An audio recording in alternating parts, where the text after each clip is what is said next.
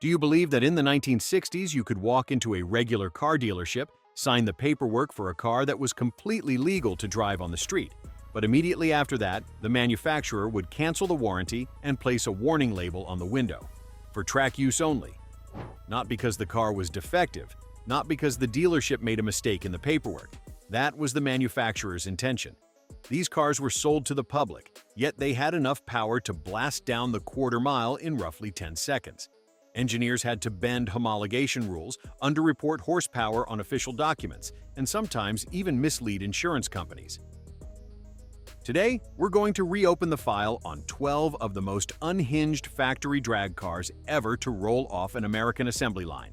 Machines that once irritated NASCAR, gave NHRA officials headaches, and turned ordinary dealership parking lots into the starting line for drag racing legends. 1. 1963. Plymouth Savoy 426. Max Wedge. Not a flashy sports coupe, but a sedan that looked almost ordinary. Yet hidden beneath that simple body was a very different heart. The 426 cubic inch Max Wedge 5.8, one of the most brutal machines ever stuffed into a car sold to the public. Plymouth's engineers understood their mission perfectly, the quarter mile. So they began removing anything that wasn't absolutely necessary.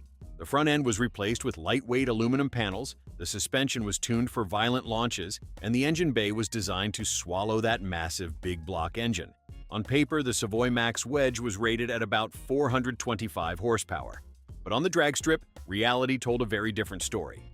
When the starting lights turned green, this plain-looking sedan launched like a cannon, lifting its front wheels slightly off the pavement and opening the door to the brutal era of superstock drag racing in America.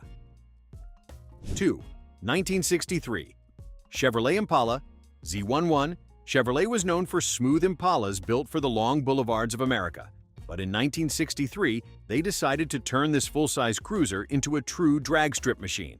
Under the hood sat the 427 cubic inch Z11 V8, equipped with massive dual-quad carburetors. On paper, Chevrolet listed a modest figure of about 430 horsepower.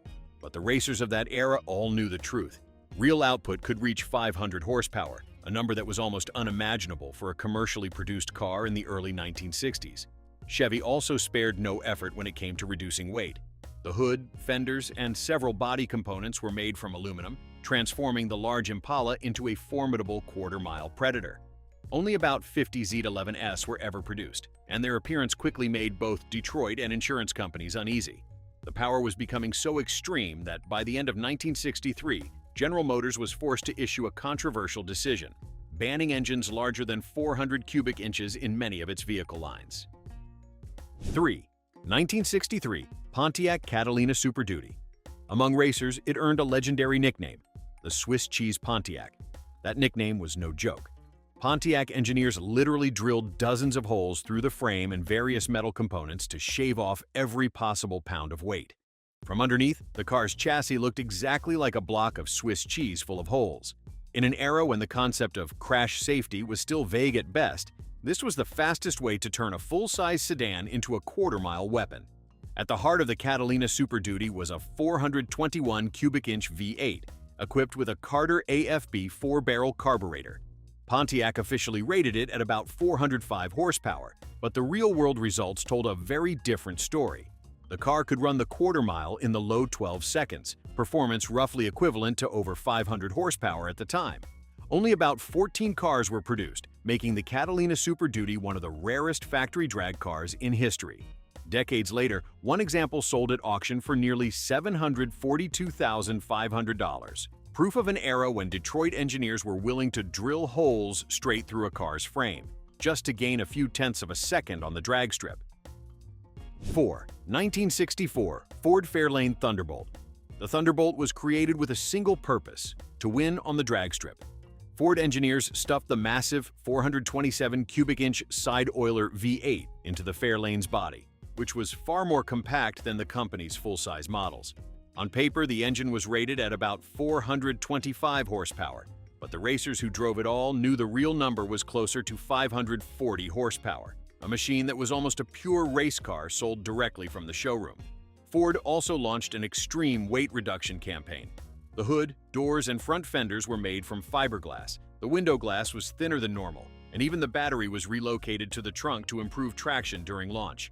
Exactly 100 Thunderbolts were produced to satisfy NHRA homologation rules, but that was more than enough.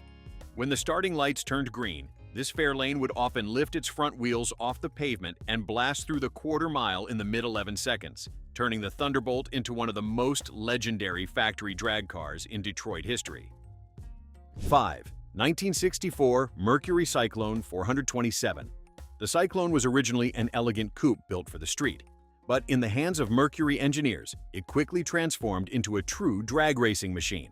At the heart of the car was the 427 cubic inch side-oiler V8, the same legendary engine family that had already made Ford famous on the racetrack.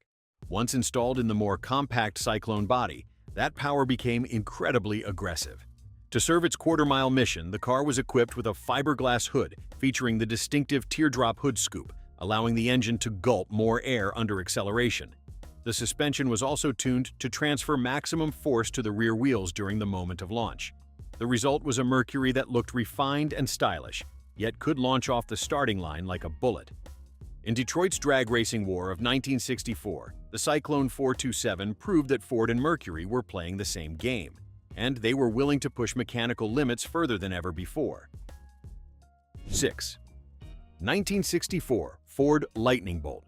This was not an official commercial model. The Lightning Bolt was essentially a series of experimental development cars based on the Fairlane platform, built with a single objective: maximize performance on the quarter mile.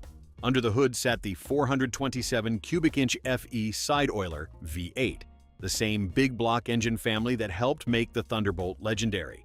Real-world output from this engine was often estimated at over 500 horsepower, enough to turn what appeared to be ordinary sedans into genuine drag strip weapons. Like many other factory experimental projects from Detroit at the time, production numbers for the Lightning Bolt were extremely limited. Historical records suggest that only a very small number, estimated at fewer than 20 cars, were built for racers and teams with direct connections to Ford. The interior was stripped almost completely. The rear seats disappeared, sound insulation was removed, the glass was thinner, and many body components were lightened as much as possible. The result was a machine that felt raw, loud, and almost unsuitable for street driving. But on the drag strip, the Lightning Bolt represented Ford's boldest experimental spirit during the horsepower war of the 1960s. 7. 1964 to 1965 Ford Falcon 427. The Falcon was originally a modest compact car, significantly lighter than models like the Fairlane or Galaxy. But in several of Ford's experimental drag racing programs, engineers attempted something that seemed almost impossible: stuffing the massive 427 cubic inch FEV8 into the Falcon's tight engine bay. The result was a machine with a power-to-weight ratio that was almost frightening. With real-world output often exceeding 500 horsepower, the tiny Falcon could launch off the starting line so violently that keeping the steering wheel straight became a genuine challenge. These Falcon 427 cars were never mass-produced. They existed mainly as factory experimental drag cars, built in extremely limited numbers for racers and teams affiliated with Ford. But on the drag strips of 1964 to 1965, they quickly proved one thing. Once Detroit started putting big block power into small bodies, the drag racing war had entered an entirely new level. 8. 1965 Dodge Coronet, a 990. This project was developed within Chrysler's secret engineering departments, places where engineers were allowed to do things that conventional design teams would never approve. They equipped the Coronet with the 426 cubic inch race Hemi 58, an engine that was born almost solely to dominate the quarter mile. But engine power was only part of the story. To improve traction at launch, engineers moved the entire front axle forward by about 10 to 15 inches, while the rear axle was also relocated forward by about 10 inches. This shift in weight distribution allowed the car to transfer far more force to the rear wheels, something absolutely critical when hundreds of horsepower are unleashed in a split second. The result was a brutally effective drag strip machine. Only about 100 990 Coronets were built, but that was more than enough to shake up NHRA competition. The dominance of the race Hemi even angered Ford so much that the company forbade many of its factory-backed drivers from racing directly against this car. 9. 1966 Ford Fairlane 500 R Code. This was Ford's answer after the shock Dodge created with the Coronet 990, one of the rarest secret weapons ever to leave a Ford assembly line. At the heart of the car was the 427 cubic inch FEV8 side oiler, an engine famous for its ability to withstand extreme punishment in drag racing and NASCAR. In the R-Code configuration, the engine was equipped with dual 4-barrel carburetors, producing real-world power far beyond the modest number listed on paper. Unlike many other muscle cars, the Fairlane 500 R-Code was never widely sold to the public. Ford built only about 57 cars, and most of them were allocated directly to racers connected with the company's factory racing programs. On paper, this Fairlane could complete the quarter mile in around 13 seconds. But when properly tuned on the drag strip, many examples could blast through the finish line in the mid-11 seconds, an astonishing performance for a car that originated from a production assembly line. During the 1966 to 1967 NHRA seasons, the Fairlane R-Code quickly became a nightmare for competitors, dominating the superstock A and B classes. 10. 1968 Dodge Hemi Dart. The story begins with NHRA homologation rules, which required manufacturers to sell a certain number of cars to the public if they wanted to use them in competition. Dodge partnered with Hurst Performance, a company specializing in high-performance engineering, to transform the compact Dart into a true drag strip weapon. Under the hood was the 426 cubic inch street Hemi 5.8, an engine already infamous for its brutal power. But inside the much lighter Dart body compared to other muscle cars, that power became almost uncontrollable. To reduce weight, the entire carpet, sound insulation, and many interior components were removed. The hood and fenders were made from fiberglass, while the suspension was specially tuned for violent launches off the starting line. The result was a machine capable of running the quarter mile in the low 10 seconds, so fast that Dodge even advised customers not to drive the car on the street for daily use. Only about 80 Hemi Darts were built, but that was enough to turn it into one of the most infamous factory drag cars ever produced in the history of American muscle cars. 11. 1968 Plymouth Hemi Barracuda. This was an even more extreme version of the same philosophy. Developed alongside the Hemi Dart, this Barracuda quickly became one of the most intimidating factory drag cars ever produced by Detroit. Like its Dodge sibling, the Barracuda was equipped with the 426 cubic inch race Hemi 5.8, an engine built almost entirely to conquer the quarter mile. In race trim, its output was often estimated at around 600 horsepower, a figure that was nearly unimaginable for a car originating from a production assembly line in the late 1960s. The fastback design of the Barracuda also offered a slight aerodynamic advantage over the Dart. Combined with a lightweight body, drag-tuned suspension, and numerous fiberglass weight reduction components, the car became a true nightmare on the track. The Barracuda's power was so overwhelming that NHRA eventually required additional ballast weight to keep the class competition balanced. Even so, the car continued to dominate its rivals. Only about 50 Hemi Barracudas were built, and although they were technically street legal, Plymouth immediately voided the warranty upon delivery, placing a warning label on the window, "For superstock racing only." 12. 1969 Chevrolet Camaro ZL1.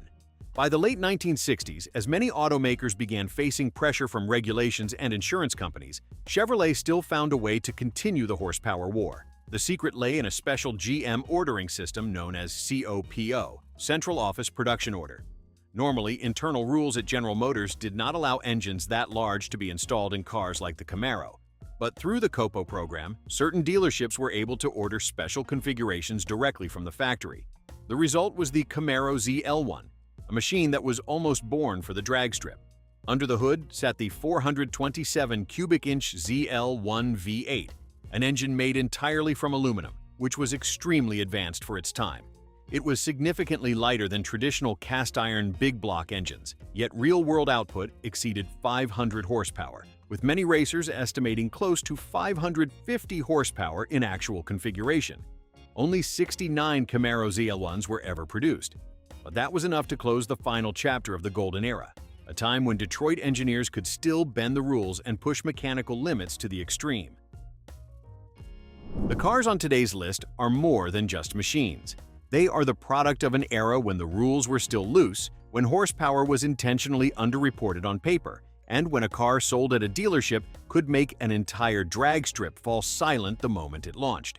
Perhaps we will never see another time quite like it. A period so wild, so bold, and so purely mechanical. So, out of these 12 monsters, if you had to choose one to jump into for a stoplight challenge, which one would you drive? Leave your answer in the comments below. And don't forget to like, subscribe, and turn on the notification bell because there are still many more Detroit legends waiting to be told. See you next time.